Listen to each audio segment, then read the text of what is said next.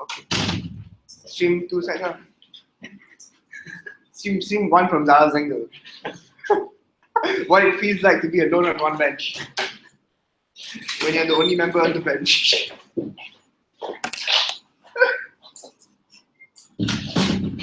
Are you conflicted from Team Zara? No. Why is he conflicted? Alex judged me just now. Your co-workers. Oh, yeah. But Alex is from CPN. She judged me.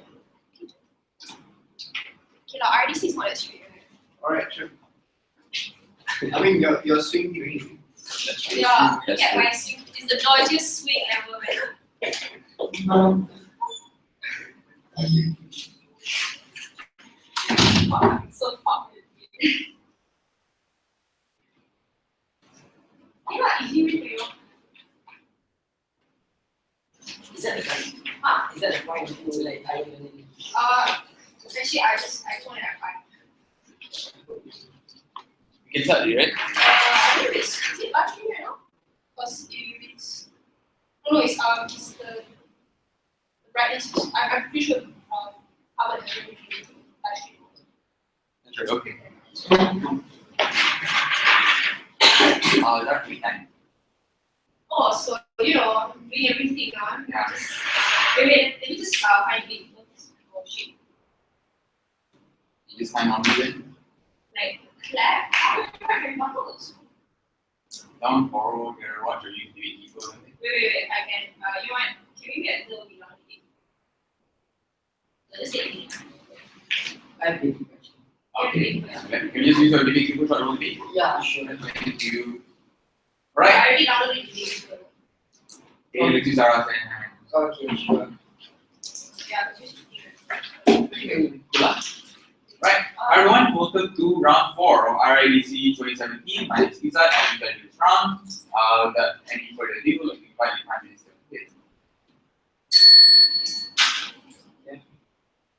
Now, make no mistake that the mask that democracy is hiding behind of is a mask of autocracy. We see more and more people are less likely and are not willing to engage in the discussions and also voting procedures of the country. When we see the amount of people that did participate in recent elections in America, the statistic shows almost half of the American citizens did vote, hence Trump was elected president. We see those are the kinds of things that defies what democracy should be. So the mechanism to our is that we allow anyone to vote. We don't see age as an issue, but the only thing is they are able to go into the voting room alone and is able to take whatever party you want to vote, right? So the world in which we support is a world where there is more engagement in politics, and I'll tell you why that is important. First, our argument, principally, why voting should be inclusive of all ages. The reason why in status quo the number 18 or 21 is important is because we as society have come to a consensus that children are less informed. We say that shouldn't be the matrix of voting exclusively. Why? Under 4 key respects. The first, being less informed and the argument being less informed by opposition is a vacuum. We see that the other end of the spectrum could exist. Children being more informed than adults. If side opposition wants to claim that people above 18 have gone through the education system, hence their ability to be more informed, we say firstly, you don't ban voting for people who don't go to school if they're above 18 in status quo. But secondly, you don't need 11 years of education to evaluate parties and what they stand for. Like literally talking about politics is a taboo in most schools and in most workplaces. So if this was the matrix, the logic that I got from this is that adults too cannot vote because they cannot engage in political discussions in their workplace, right? But secondly, why it shouldn't be the matrix is because government governs everybody. We don't ban voting for people with mental disabilities. Why can't children vote also? Given that your government decides the policies of your education budget, the healthcare for children, and welfare policies for children, it's pertinent for children to engage and participate because they are directly affected with government's way of governing, right? But thirdly, why that shouldn't be the matrix is because Age is arbitrary. So being informed is not dependent on your age, right? And this becomes more vivid with the existence of the internet or other sources of intellect. So you don't need to be 18 to access news sites and get the latest information on the party's propaganda. You can even start a discussion of your own with your peers, with your child, to be more informed, hence your ability to vote. But fourth, why that shouldn't be the matrix is because let's take them at their best, right? Children are easily influenced, hence we cannot allow them to vote. Firstly, we're okay with that. We don't want anything. We don't want any matrix to gauge what's the standard of why you should vote. But secondly, we say that it's also in a vacuum, right? Because you as a children who grows up to be above 18 in the future, if you want to claim that they are influenced, then hence they are influenced since a younger age. You don't solve the problem, right? Since the get-go. Notice this as a principal argument is independent from the outcome. That is to say, even if they did to some extent vote the wrong party, we're okay with that because principally there shouldn't be a matrix to voting and it should be inclusive of all ages. Before I move on to my pragmatic argument, sure. Would you let babies vote? Yeah, we would. Like literally, my Mac talked about like you need to be alone to go into the voting booth. So if a baby is allowed to go in there alone and hold the pen, then sure, why not? The debate isn't about whether they can vote. The debate is about why is it justified, right? So, my pragmatic argument, why it creates a better democracy? What side opposition needs to defend is a world where people are less informed. Why was this the case? Firstly, you have less incentive to engage with a wider spectrum of voters. So, given that the political system, like democracy in America is already in shambles, is living proof on why people don't want to engage. Why people voted for Trump is not because they're stupid, but it's because the opposition, there's no counter rhetoric, or people just don't want to engage with them. The comparative to this is that we have more people, a wider mass, and a wider spectrum of people engaging. If it isn't a doctor, we say it's children engaging with them. We say this is good. But secondly, why you need to defend a world where people are less informed is because there's less participants. So this means that there's less information. So this means on your side there will be less incentive to disseminate information about a certain stance of a political party because there's not much people. But the comparative on the outside is given that there's a wider mass of people, then you have an incentive for you to win. You are required to give out your information and propaganda in a much more orderly manner so they could understand. Sure. Voting of Harambe in America is voted by people who are of the voting age. You see that as a justified vote. Given that the vote for Harambe was less than 3% in the United States, we say, like to some extent, you need like the thing we can fear is that people still have their cognitive abilities to vote what party is good, what party is not. Given that in our pragmatic benefits we gain the benefit of parties, like actual parties engaging with a wider spectrum of people, we say people are less likely to vote into that and are less likely to be to vote into parties that doesn't exist, right? So what happens on the outside, our pragmatic benefits? Firstly, you force engagement. So adults can't homogenize children as being less capable and they are required to engage with them because their vote matters to them, right? But secondly, you get exposed of a younger age. So the problem that persists inside a school is that, and the contention coming from opposition is that children are less informed. So the logic I could draw from this is that they're going to be less informed until they're 18 and until they're able to vote. So you don't change the problem, right? It becomes a perpetual cycle where people are unable to vote based on good logic. So we say, given that there's forced engagement and get exposed at a younger age, this is what we strive for. That's why I'm talking to this. Thank you very much, my minister. Please have your contributions.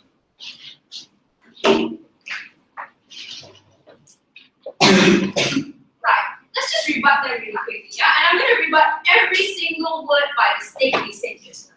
First of all, why they say all ages, and why it should not be the matrix for voting, like even if it is a baby, and even if the baby cannot reach the pole or whatever.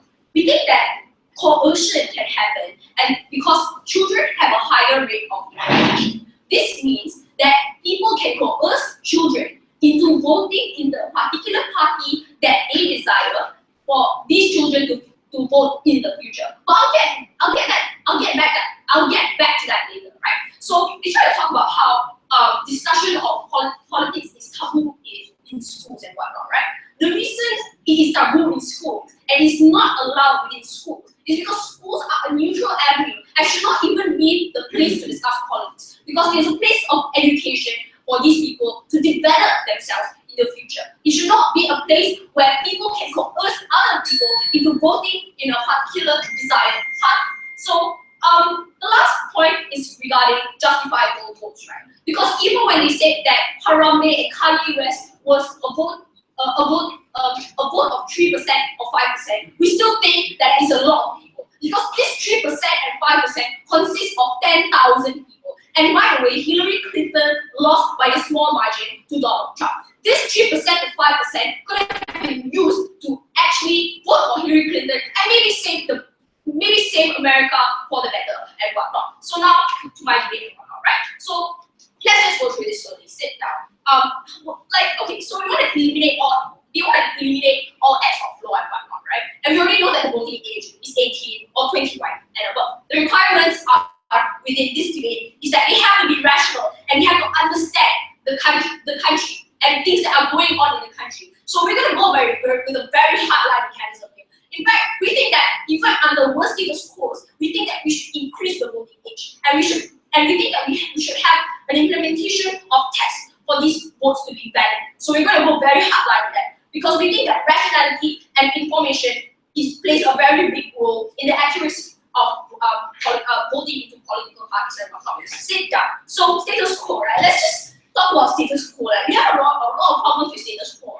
People treat voting as a joke. This can be proven already with the US voting, which is very, very serious, because over 10,000 people voted for Harambe and over like 20,000 people voted for Kanye West. Harambe is a dead gorilla, guys. So why are people voting for Harambe when they have other serious matters to vote for? So they are already obviously joking around, and they are already not saying straight. Sit down. I'll take you out of 5 minutes. So they don't seem to understand that the country's life or the country's development, the country's future lies within these votes and whatnot. So we see that this will create a bigger impact within the problem and will deteriorate the development of the country. With a lot of unsettled country's majority of voting and whatnot, right? So let's just go to the first idea of rationality, because this is a very big argument within this debate. So why do we don't let children and teenagers vote in the first place, right? Because we have to understand the desire of children and teenagers and what is in their minds and whatnot. So children,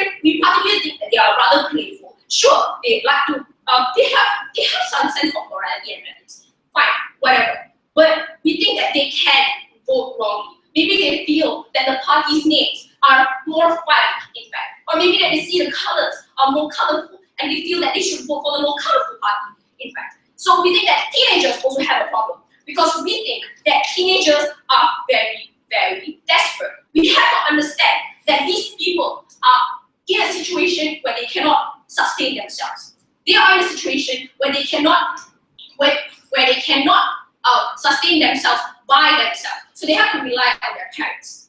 Now, this will allow them to, now let's just get on to the idea of what is rationality, right? So you have to understand, they have to take interest within the country. They have to be self-aware within the country. They have to understand politics. So this is where our mechanism plays in. So we're going to have a very neutral test. It's going to be about international relations. And we're going to have this test before an election, and we're going to make everyone go through this test, so that we know that these votes are valid, in fact. So in the outcome of this is that we can ensure that the voters understand what is actually happening in the country, and it ensures the voters' validity. So in the end, it will be more accurate, and voting system, instead of the voting system being more randomized, it will become more accurate, because people actually know what they're talking about in the country and whatnot, right? So the problem with even adults they only know about minor political situations, because you have to understand, even in Malaysia, we have a lot of adults who just simply vote for the party because they don't know what else to vote for. But sure, that what? Even though your counterpart was passing a test, are you okay with children taking the test and passing the test? Are you okay then? Yeah, sure, but we have to have a requirement for that. We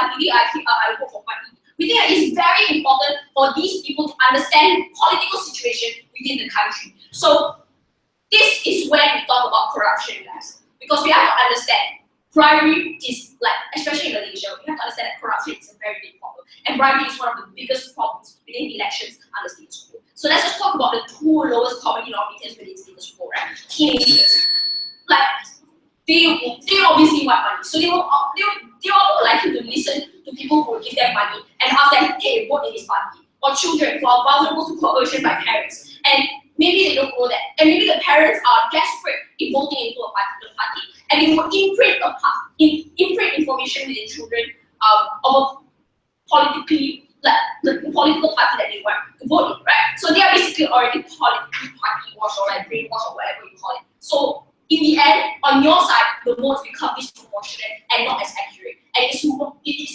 consists a lot of corruption, it consists a lot of irrationality, and it consists of a lot of bribery. So in conclusion, we want more accurate votes. We want people to have the incentive to know what's going on in the country. I'll settle that within my second speech later on. I'll settle the idea of incentive and how these votes can benefit the country within my second speech later on. Thank you. Thank you very much, Leader of Opposition. Yeah.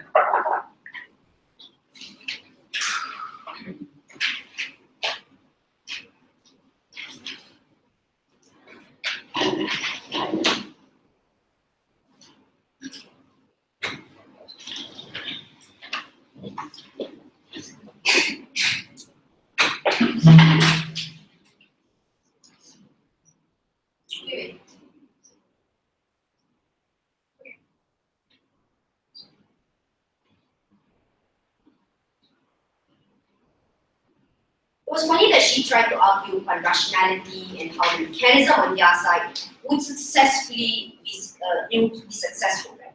So the problem over here, strong rebuttals, they told us how their mechanism was predicated on how they're going to do tests, they're going to make sure everyone before elections they should do the test upon international relations, right? And they argued upon how that's the best thing to do to gain rationality. We don't think so.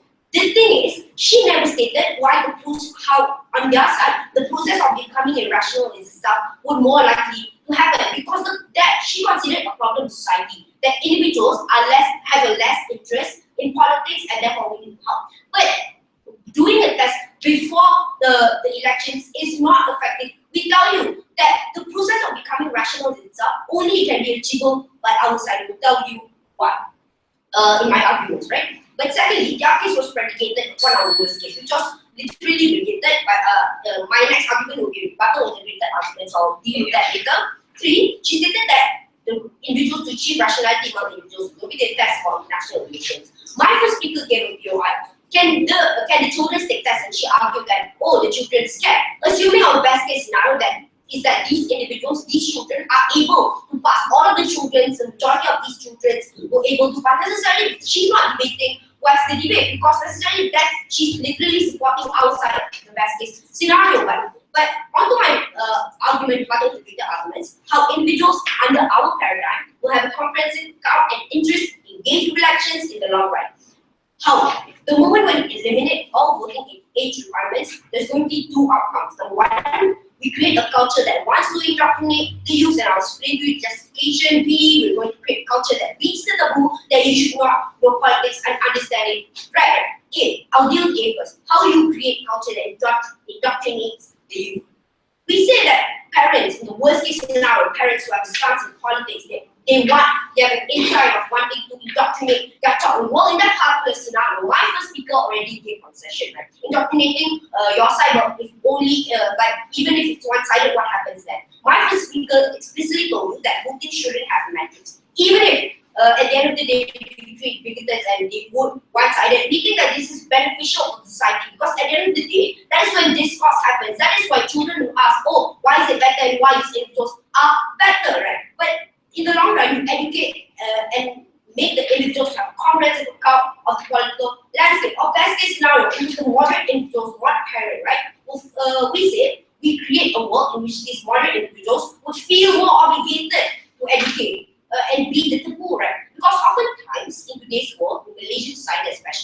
when children ask what is Barisan Nasional and what is Najib doing to the economy, oftentimes parents say it's not your problem, it's not what you need to know. We say that we should break the taboo because we need to break the taboo and we also need to improve the future. Right? Because the problem with guys is that these children, these individuals are not have no interest at all to vote. When these parents feel more obligated to educate their children, what happens then? Then these individuals would start googling, would start having an interest in politics to begin with, right? So necessarily the older parents will not be one-sided, right? But we say, how do you break the taboo? Because there is a taboo in which is unhealthy to talk about politics at the moment. We say the moment when we break the taboo, that is the moment when discourse happens. Discourse happens at home, discourse happens in social media, discourse happens in school, right? We say that is beneficial. The outcomes of this, number one, we create individuals in the long run, and they have a comprehensive account and more interest. Because, ladies and gentlemen, do we really think that these children have an interest? For God's sake, only debaters care about politics in today's world. Only people who are intellectual only care about knowing the politics to begin with. They never argued and they never responded to us. Why? Under their side, individuals would be more likely to engage and more likely to have an interest to engage with politics and with elections to begin with, rather than not knowing or caring about. Why is it important to have a comprehensive account about interaction? We said that in the long run, because discourse is a road to better democracy. In the long run, individuals have more interest because they are exposed earlier, and necessarily children would have been influenced better when they are child. And so let's just talk about discourse, right? How it really works, how it's more likely to happen outside. Because, ladies and gentlemen, well, I told you earlier how discourse will happen, right? Discourse happens from family when children have an incentive to ask or don't have an incentive, but amongst their child, a lot of their friends focus them to be in that discussion, especially in class discussion, in which they ask, right, why politicians are like this, why Trump is like this, why are they populists to begin with, right? Because the status quo is that they don't want to care. We say that our end goal is to make individuals that to actually care, even if they will not biggest thing in their world, at least they will to engage in the future and they will to benefit the country, right? Discourse happens, even if they were bigoted, even if their parents told them that Najib was wrong, right? We say that it is completely justified because at least there's an interaction, rather than not interacting at all, rather than not having a better democracy for the education. But before 6, sure. So you admit that bigoted individuals can exist. So you are also admitting that indoctrination of political parties on your side can exist. I told you earlier how there's 2 individuals in which they were to indoctrinate, but we say the best case scenario out of this, why we are still okay with them indoctrinating, is that that's the only way. So that it's a better democracy, voting shouldn't have a matrix to begin with. So that my speaker and I agree told you why in the long run it's better, even if they will believe that we say discourse happens alongside, rather than these teenagers not having and picking any side at all, not knowing about politics. We say outside standing. Here.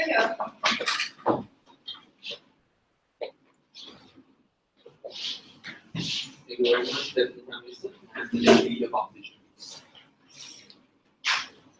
Here again.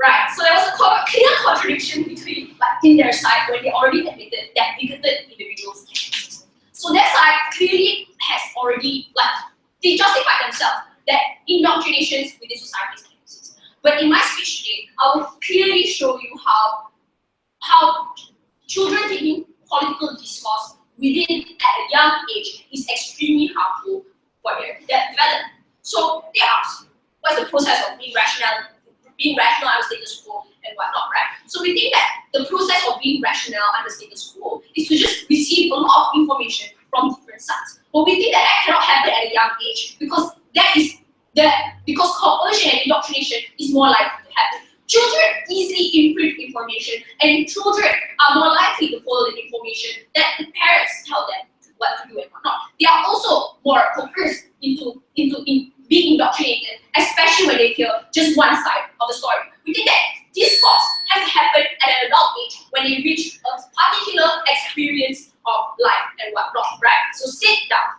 So we think that when they try to talk about the taboo of having political discussion within schools or political discussions between children and whatnot, is because we think that it is harmful and when you expose it earlier and whatnot. Their whole education starts to become about politics and politics. All they care, all what they will make their main goal in life only about politics and whatnot, right? So we think that this course can better be achieved with adults, and we think that alright. So I'll just get to our arguments. So my first argument is really big argument is the incentive of intellect and whatnot, right? Sit down. So what can we define this as? Because we have to understand there is an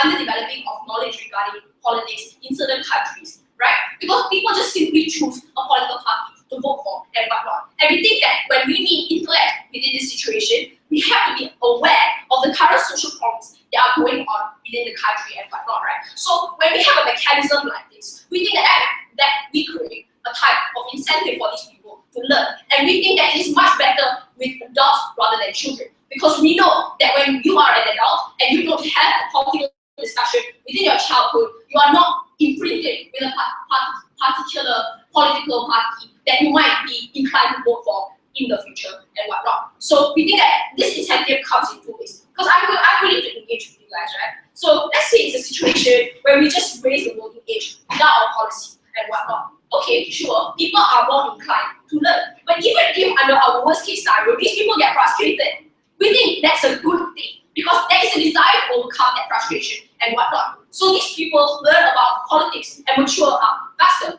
Maybe when they reach a certain adult age of 18, they are able to learn about politics for 3 years and whatnot. And we think that these people are better at self-actualizing in political decisions and whatnot, right? So we have a second scenario here when our policy is actually implemented, and we do, and we do have test questions. So we think the same thing happens, but we know that the results are more accurate. Why? Because the test is there. Because the test is there to test what kind of knowledge they have within the political arena and whatnot. So this test, everyone has to go through it. Anyone who wants to vote has to go through it. It's a very basic test about all political parties and whatnot. And we think that this can create a trickle-down effect towards society. Because now society needs to learn about politics in order to vote. And we think that this is better achieved with adults rather than children. Why do we say it's better with adults? Because when we talk about adults, they have a certain particular experience, they have more experience in life. You have to understand that these people have lived longer than children and whatnot, right? And children have only lived, like, I don't know, depending on the age of the child, maybe 7, maybe 8, maybe 15 or 16, in fact. But we think that when that particular experience in life, and when you make it into something normal to talk about, especially like it is no longer a taboo to talk about politics within your childhood, that is when imprintation happens towards on your side. So we think that when you talk about it as adults, you have this social understanding of receiving like information from all sides of society and whatnot, right? So yeah, sure. Let's firstly engage in this. But secondly, let's look at your case, right? So you cannot be at a young age to vote, but secondly you say with your counter map, you say you're okay with that if they pass the test. So this suggests that not all adults can vote. So what's your stance? Alright, so I just said that it is okay, but that was never my policy in the very first place. So we think that there's a trickle down in terms of morality effect, right? Because we think that when you are inclined to learn more, knowledge becomes important within society. And political knowledge is also important within the adult society. Because we have to act maturely when it comes to making a decision for your country and whatnot, right? Because that is part of the system. Now, when people see that there is an importance of voting for the right political party as a whole, that's when you actually vote, like when people take a test and they vote for the right political party because they are rational enough, because they receive the right amount of information and whatnot, that is when you are able to vote for the more accurate political party that can actually develop your country even more. On your side, that is unlikely to happen because there is a randomized vote of people. who are indoctrinated because of their parents or their peers, or maybe their surroundings, or just the things they hear around.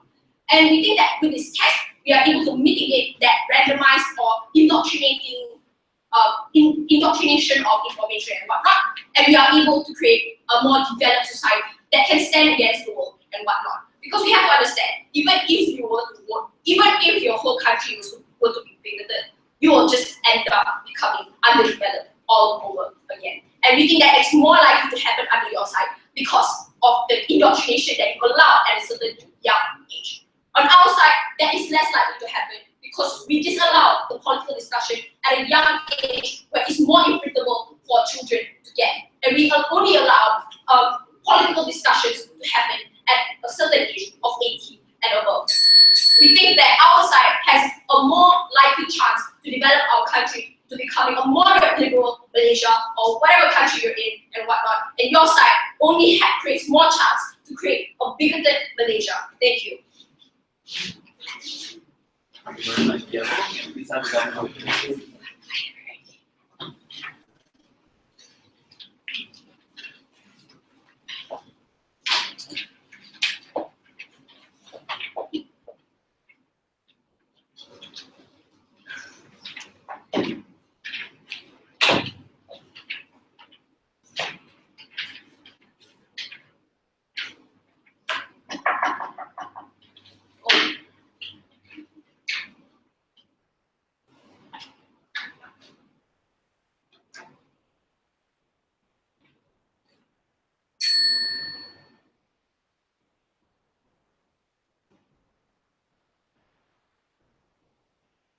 The political landscape in any given country is associated with dogs who claim to be eligible to determine the results of a particular election. So necessarily, their democracy isn't a democracy that represents a majority of the country. It's necessarily a majority that represents a collective group of specific people who claim that they are eligible, even if they are not. So necessarily, what they are lacking from the very get-go is the true definition of what kind of democracy they want to begin with. And you have to stop being unclear and very vague of what the objective really is. So let's talk about one by one what the problems were, starting with one, characterization of informed choice. So their biggest contention was that it's children are ineligible to make choices because it's not really informed when it's indoctrinated. But then we also fail to engage with the reality of life that everyone is indoctrinated in some form of way. There are adults who vote, who are eligible to vote, but are indoctrinated because they live in conservative societies and their voices are in an echo chamber. So are these people also ineligible to vote? They fail to answer that question. But secondly, there is also no real metric on deciding what a good stance is, because there is no real right or wrong party, right? So necessarily you can say that even if I am indoctrinated, it's wrong indoctrination because that party is just objectively wrong. We tell you that only happens, your biggest harm is in the worst case where the structural reforms will be so significant that it ultimately be regressive towards the country as a whole. So why does this happen? Because necessarily it's still an election and it's still the voice of the people. So necessarily even it will be less likely for a country to go towards structural reforms that are very counterintuitive towards the development in terms of buildings and infrastructures and technology. So the only difference will be in political reforms that affect society and social reforms. It will not affect in any way education system which already is stable in the first place. So let's talk about the things that she failed to engage with. So number one, he failed to engage with our biggest edge over that is engagement. So their only contention is whether their life will be contingent upon politics and it's necessarily bad. Dismissing the idea that there is no engagement to begin with, it's not really directly clashing. So why is it, okay, number one, why is it not true that their class will only be about politics? Number one, because obviously adults don't do that in the first place. Education will always be a priority towards these children, so it's not really something that really just cancels out any other priority in the first place. Secondly, even if that does happen, it doesn't really prove why the over-engagement of children within politics is necessarily bad, because I already told you that the engagement is necessarily inherently good. So why concrete benefit that you didn't really want to engage with? Number one, discourse. So the byproduct of engagement is obviously discourse. Given the extreme case that everyone in the classroom has a political stance, we tell that this is the leeway for them to engage in discourse because there is conflicting interests from people coming from different backgrounds of indoctrination. Then necessarily, it also delegitimizes the argument that they are uninformed because they are also exposed with other interests that are not necessarily biased towards their interests. So they will be exposed to the real world where people have conflicting interests, and necessarily that does legitimize their eligibility as someone informed choice. But secondly, we also fail to cater to our principle of freedom of choice. Given that their whole metric of eligibility was based upon having a stance, so having like an understanding and a general understanding of how politics are, then what about children who already have a general understanding of how politics are, given like the technological landscape that exists in current societies, they can be informed even better than adults. Why shouldn't these kinds of people be able to vote, and why shouldn't these children be represented, given that their opinions might matter more than adults who are also uninformed? But thirdly, their biggest mechanism was about neutral testing and how it will suddenly make it fairer, even though it's like the same principle as ours. So let's talk about the neutral test. Firstly, it objectifies the standards on what basis you should vote on. That is, just because you have a general understanding of how IR works doesn't really represent that your votes matter much more. But secondly, we tell you that these kinds of tests don't necessarily represent why you vote that person in the first place, because just because I believe in gay rights doesn't mean I have to have a general understanding of why Israel is like this or what happened internationally to begin with, right? So your mechanism really was not actually in any way productive towards the election, even though it's actually counterintuitive, because now a lot of the adults who happen to fail the test cannot represent their votes, even if they are adults, right? So let's talk about the one issue that is prevalent. So number one, the only issue, which side maximizes representation. So what happens in government side is that representation is maximized. Why? Because necessarily children's votes are directly affect election. Why does this matter? Because then when children have stances, and even when children don't have stances, they will have stances given the culture of indoctrination that we already proven to you, that this kind of stance will be heard of in election, and it will fulfill the principles of a democracy even better, given that the principles of a democracy is to represent the whole of a country, not just a specific amount of it. So what's the comparative? On the other side, they don't want to replicate. Number one, without the testing, they don't want to represent they don't want to represent the majority, the whole country, because they just want to limit it to people who are unnecessarily more eligible than others. We tell you that our side is much bigger, given that people will be more involved in the long term, and then people will be more informed of politics in the long term. Then representation upon these kinds of people, these new breeds of people, will matter in the end of the day. So we will create a generation of people who are involved in politics. How your whole life will be politics. But then we do create a world where representation is much better, and these people will fight for social reforms that really matter at the end of the day. So we accept the worst case that but even if they wanted to say that the worst case was that they will vote for Harambe and Harambe will be the president, we tell you that sure, because principally it's in line with the democracy. But realistically, of course, that will not happen because Harambe is not an eligible politician. Yeah. I want to say so many things, but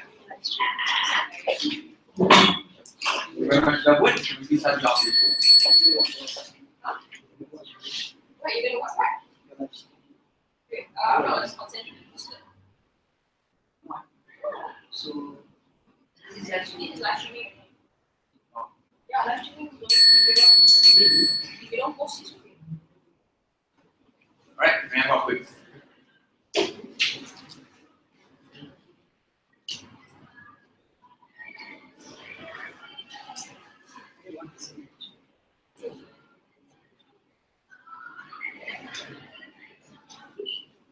See my face, three times.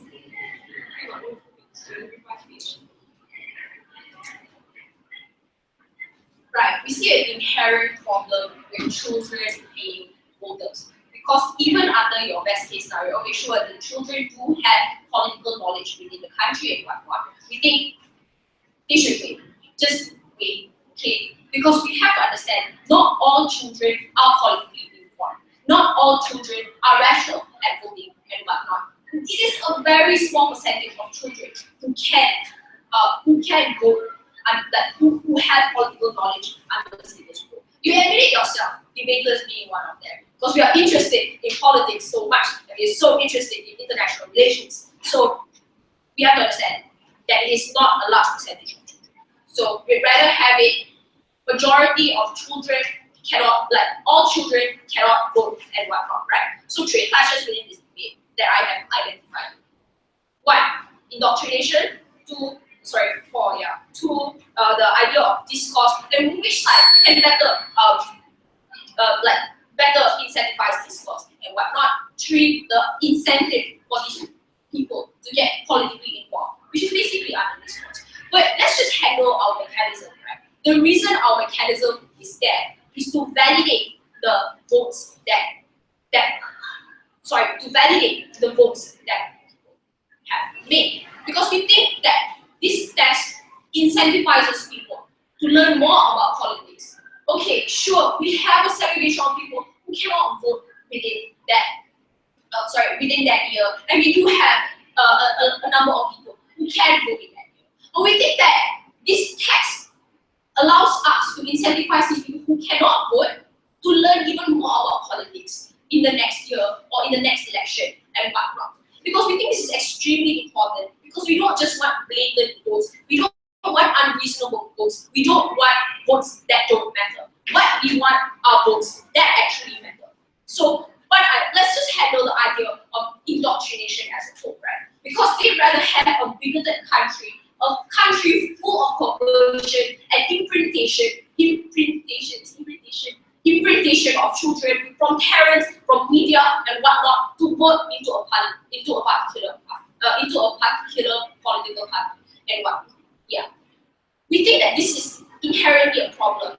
Number 1, I've already characterized to you time and time again. Children's brains are soft. They are imprintable. They are just like sponges. They absorb every single thing in this, every single information that they learn. That's why conservative families who have conservative children,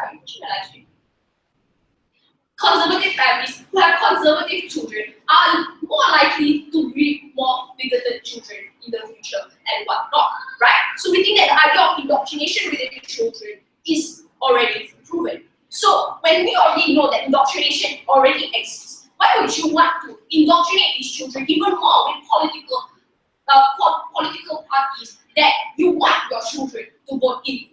We think this is a problem, because these children in the future can no longer accept another information of another political party, because they are so absorbed within the political party that their parents have raised a point with them. And we think that this is powerful on your side. On our side, we have a no political discussion until the age of 18. Because this is the time when children get educated. And we want children to have the purest forms of education within schools and whatnot. This is why schools don't allow any political discussion to happen at all. So we think we mitigate the idea of indoctrination. Sure, we allow students to have political discussions amongst each other. We allow political discussions, sure, right? But we think that, especially when it comes to schools, it has to be a taboo.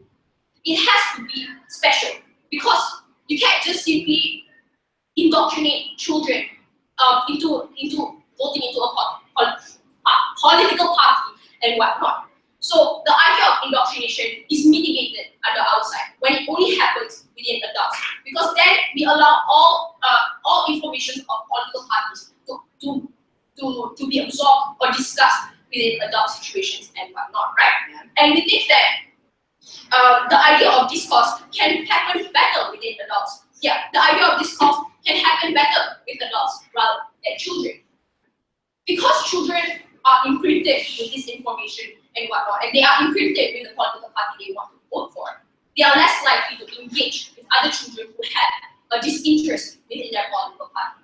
We think that a certain maturity of people, a certain mature age has to be established for people to discuss about these kind of things. Because we can lead lead into more harms within this case of this cause. When a child finds that they find another friend of them has a disinterest within their political party, they are more likely to fight, they are more likely to argue, and they are more likely to have bad discourse in their child. So we think that discourse cannot happen under your side. Whereas on our side, we already make it. We as adults, we don't make it a thing to unprofessionally argue over to the point where they harm themselves or whatnot, political parties and whatnot. So we think that under discourse, it can happen better with adults rather than children. Sure. You suggest that when they're 17, their brains are expanded. They have no mentality to vote and they have no way to know what is the political landscape. But when you're 18, you're required to decide who governs your country. Why the transition is much more important? Alright, so we have to understand, when I say that their brains are measurable and whatnot, we have to understand that this particular age is around 5 to 6 or 10, 12 and whatnot, which is the most taboo of ages to discuss about political parties. Around 17 to 18, they are trying to understand, sure, but we ask them to wait because we need to have a certain particular age limit for these people to vote. At least we are sure about the information that they've gathered about political parties and whatnot. So under your side, you are just making things worse. As I've said, you are breeding a bigoted country full of indoctrination and whatnot. Whereas our side at least creates a chance for these countries to move forward and whatnot. Thank you. Thank you very much. Speakers, cross floors, shake hands in the room of voting.